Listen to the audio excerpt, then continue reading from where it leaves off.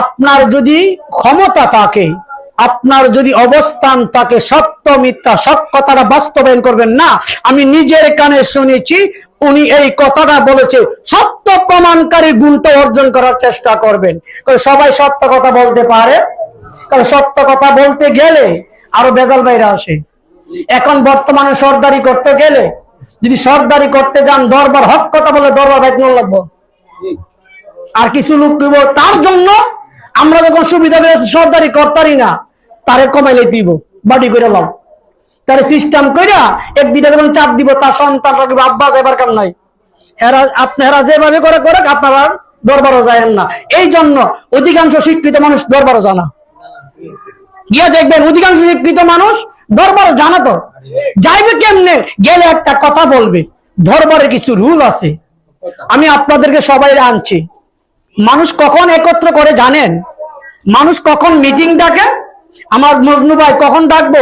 উনি ওনার পরিবার নিয়ে যখন ওনার ব্রেইনে কাজ করবে না, পরিবারের ব্রেইনে যখন কাজ করে না, সমাধান হয় না, নিজের চেষ্টা যখন ব্যর্থ হয়, তখন বাইরে যায়। এর আগে কি বাইরে যায়? যার যার জায়গা থেকে চেষ্টা করে নিজের মাধ্যমে শেষ করার জন্য। এখন বাড়ি ঘরের লোকদেরকে ডাক দিচ্ছে মনে করেন, এখন তাদেরকে ডাক দেওয়ার লক্ষ্য কি? তাদের কাছ থেকে একটা পরামর্শ নেওয়া। তাহলে সবার কাছ থেকে পরামর্শ সবাই দেওয়ার অধিকার রাখে কিনা? মানে সবাই বসছেন, মানে একজন লোক একটা কথা বলছে, কথাটা হয়তো এত সুন্দর না, গ্রহণযোগ্য না, আরেকজন এটা এমন দমক মারছে, এটা কোনো কথা হইছে।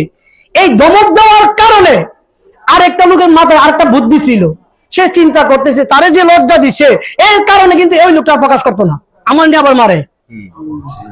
কেউ কথা বললে ভাবান সুন্দর বলছেন, আচ্ছা ঠিক আছে, আপনারটা আমরা আরো বিবেচনা করে দেখি এটা রাখা যায় কিনা, ঠিক আছে চমৎকার। উনি যদি এই উৎসাহটা দিতেন, তাহলে আরেকজনের ভিতরে থাকলে প্রশ্নটা একটা করতো।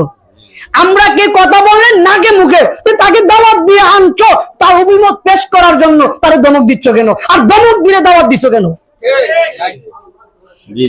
আমাদের মিটিং গুলো, আমি তো দরবারে যাই না, আমি সেটা দরবারের বিষয়গুলো বুঝি না, আমার জ্ঞান বুদ্ধি এতটা সামাজিকতা নাই, ঠিক আছে। যতটুকুই ফেকার আলোকে যেগুলো আপনারা যে সর্দারি করেন সবগুলো ফেকাতে আছে। কোন সময় সাক্ষীর কথা না শুনে, দুই পক্ষের কথা না শুনে সিগনেচার নিবেন, এটার কথা ফেকার মাসালায় আছে। যখন দেখো দুই পক্ষে উগ্র, কেউ মানতে রাজি না, সর্দাররা বলতে হবে চোখ আমরা যা বলি তা মানবে কিনা আগে সিগনেচার করো। যদি এক দলে মানে সিগনেচার করবে, আর এক দলে যদি না মানে, সেটা ফেকার মাসালা হচ্ছে। বিচার পরে তুমি কেন মানছো না, সবাই একত্র হয়ে তার মোকাবেলা করো, তখন শেষ দুর্বল হয়ে যাবে। দুইজনে মানবে লিখিত, আরেকটা আছে না দুজনেই শীতল আছে, তাহলে দুইজনের কথা শুনবে।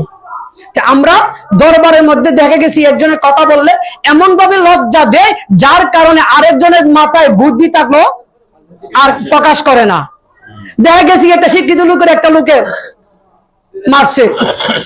কিছু কিছু কমিটি আছে শিক্ষা প্রতিষ্ঠানে, একটা শিক্ষা প্রতিষ্ঠানে এখন বর্তমানে মাস্টার্স কমপ্লিট ছাড়া শিক্ষক খুবই কম। অনার্স মাস্টার্স, অনার্স অথবা মাস্টার্স দুটো, হ্যাঁ ওইভাবে দুটো আছে, একটা আছে। এমনও কিছু কমিটি আছে সে নিজের নামটা লিখতে পারে না, মাস্টার্স কমপ্লিট লোক তালিকা দমক মারে।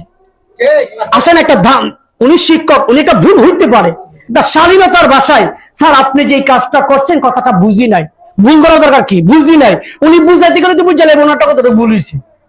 আমরা কিন্তু এমন ভাবে উনি শিক্ষিত মানুষ কদর দিতে হবে। আর যেই গ্রামে বলেন, যেই দেশে বলেন শিক্ষিত লোকের কদর নাই, সেই গ্রামে সেই দেশে শিক্ষিত লোক জন্মায় না, জ্ঞানী লোক জন্মায় না। আমরা আচরণ গুলো এতটা সুন্দর হই না। দেখা গেছে কি বাবার বয়সের লোক একটা কথা বলছে, ছেলের বয়সের লোক বন্ধ করো, হয়তো উনি যে কইছে বন্ধ করো, ওনার বাতিজা কিন্তু আছে, যে কইছে বন্ধ করো এর গোষ্ঠীটা পালা, যুক্তিটা পালা বা বাড়িটা পালা, চোখের লজ্জায় উনিও লজ্জায় বসে রয়েছে। এইসব করতে করতে মানুষ আর জ্ঞানী লোক আসে না। আমি যেটা বুঝি জ্ঞানী লোকেরা মিটিং এ যাইতে চাই না, কারণ লজ্জা পাইবে, কেউ কি যাবে? আর যদি বলতাম না বাজান সুন্দর কথা বলছেন, আপনার কথা ইনশাল্লাহ, আসলে কথাটা গ্রহণযোগ্য না, তাকে উৎসাহ দিলে হ্যাঁ আপনি সুন্দর কথা বলছেন, আমরা আরো সবার কাছ থেকে অভিমত নেই, অভিমত নেওয়ার পর যেটা ভালো হয় সেটা আমরা গ্রহণ করব, এই কথাটা বলে ধন্যবাদ দিলে আরো মানুষের কিন্তু উৎসাহ জাগতো। সবাই ঝাড় ঝাড় ভিতরের কথা বলতেন, একজন একজনকে অভিমত দিত। কিন্তু আমাদের মিটিং গুলো আমার দৃষ্টিকোণ থেকে, আমার ক্ষুদ্র দৃষ্টিকোণ থেকে মনে হয় এতটা সুন্দর মনে হচ্ছে না। এইভাবে সুযোগ দিলে মনে হয় সবাই উদার মনে কথা বললে কোন না কোন একটা ভালো পরামর্শ হাউস থেকে উঠে আসতো। ঠিক না বেটি? তাহলে এইগুলো হয় না বিদায় সমাজে দরবারের মাধ্যমে, মানে যদিও দরবারে শেষ হয় কিন্তু অধিকাংশ দরবারটা শেষ হয়ে যাবে এমন একটা মূর্ছা মারে আর কাটি আবার একটা ডিট ফলার মধ্যে আছে না। আমি কারো কিন্তু মন্দটা বলতেছি না, আপনারা এই গুণগুলো অর্জন করবেন।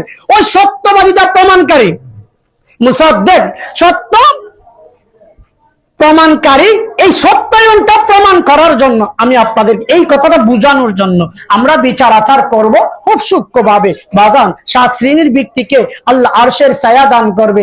এর মধ্যে প্রথম যে দলটা, এটা আলেম না, এটা কোনো মুফাসসির না, এটা কোনো মুফতি না, এটা কোনো শিক্ষিত লোক না, এটা হচ্ছে ইমামুন আদিলুন, নেই বিচারক। বলুন সুবহানাল্লাহ। আল্লাহ যেই হোক, মূর্খ লোক হোক আর শিক্ষিত লোকই হোক, নেই বিচারক হইলে আরশের ছায়া পাবে। বলুন সুবহানাল্লাহ।